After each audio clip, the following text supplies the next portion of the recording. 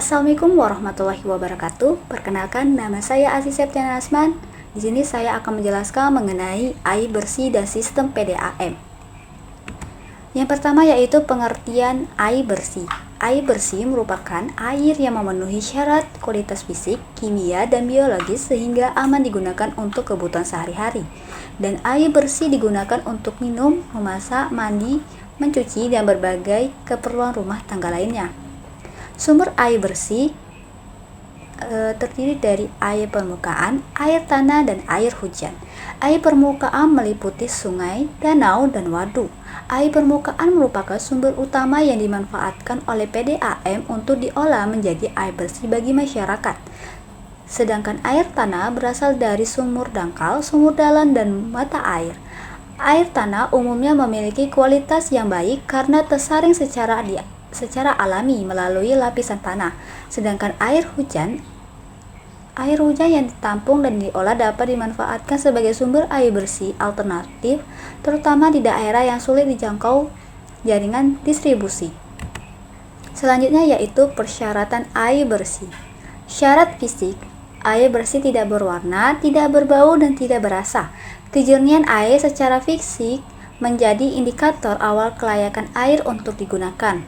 Selanjutnya yaitu syarat kimia. Air bersih tidak mengandung zat berbahaya seperti logam berat atau bahan kimia beracun. Nilai pH harus sesuai standar kesehatan, yaitu antara 6,5 hingga 8,5. Sedangkan syarat biologis, air bersih harus bebas dari bakteri patogen dan mikroorganisme penyebab penyakit.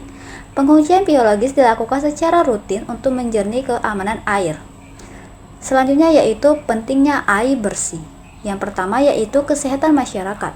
Air bersih menjaga kesehatan masyarakat dengan mencegah penyebaran penyakit yang disebabkan oleh air yang terkontaminasi.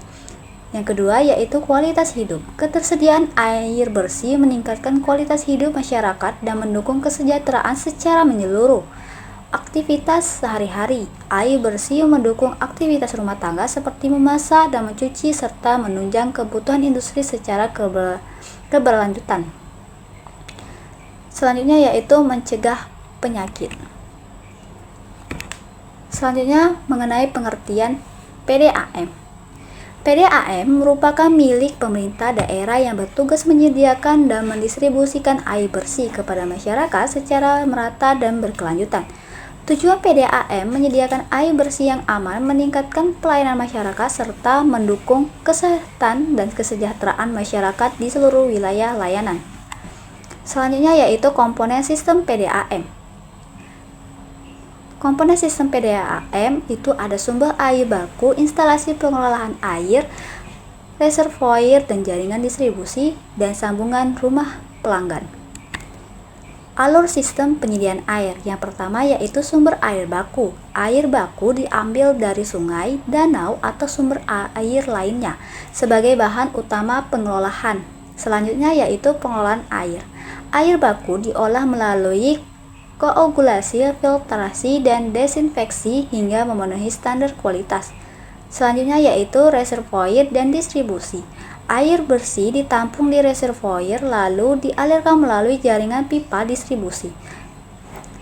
Selanjutnya yaitu air bersih dialirkan sampai ke sambungan rumah pelanggan untuk digunakan sehari-hari.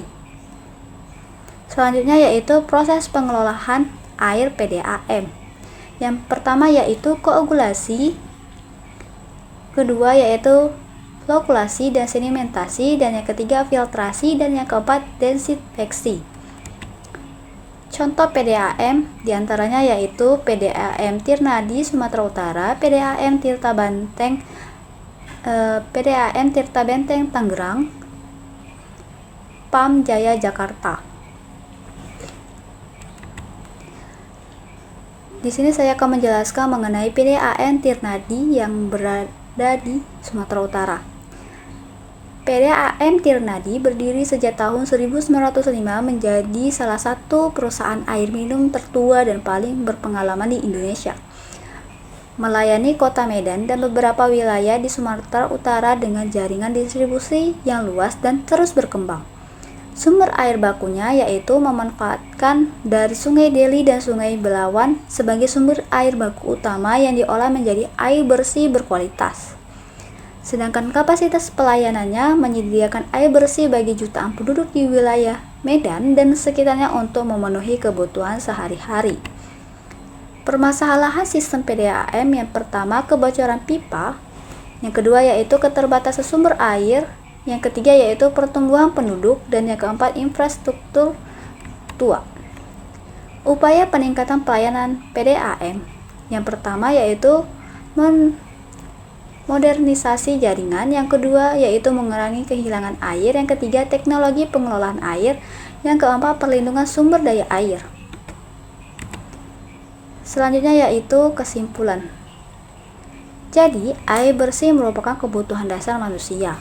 PDAM berperan penting dalam penyediaan dan distribusi air bersih kepada masyarakat. Sedangkan sistem PDAM meliputi sumber air, pengelolaan, penyimpanan, dan distribusi. Pengelolaan yang baik diperlukan untuk menjamin ketersediaan air bersih secara berkelanjutan. Baik, terima kasih. Hanya itu yang saya sampaikan. Terima kasih. Assalamualaikum warahmatullahi wabarakatuh.